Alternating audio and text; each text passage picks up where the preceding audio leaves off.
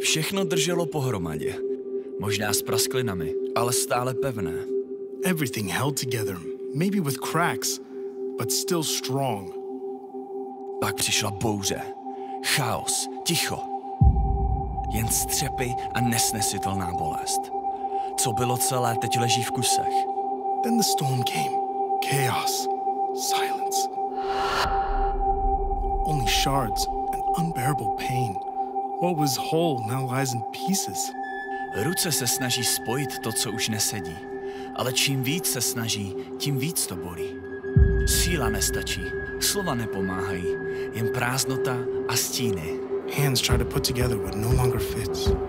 But the harder they hold on, the more it hurts. Strength is not enough. Words don't help. Only emptiness and shadows.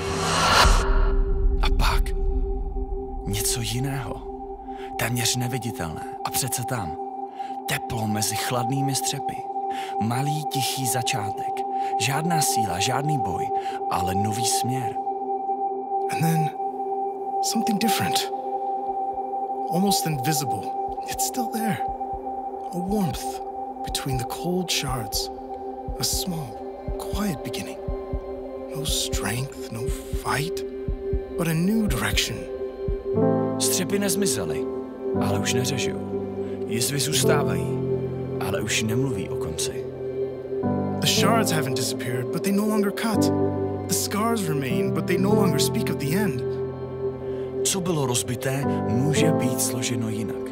Možná ne stejné, možná ne jako dřív, ale stále krásné, stále živé. What was broken can be put together differently. Maybe not the same, maybe not as before, but still beautiful, still alive. Protože někdo už nesl všechnu bolest a trápení. Ježíš přišel právě proto, co je zlomené. Nezbírá jen střepy. On tvoří nové začátky. Nezalepuje praskliny. On dává nový život. Because someone has already borne all the pain and suffering. Jesus came for what was broken. He doesn't just gather shards, he creates new beginnings. He doesn't just patch the cracks, he gives new life. Stačí jen přistoupit blíž a žít v lásce, která nikdy nezanikne. All it takes is to come closer and live in a love that never fades.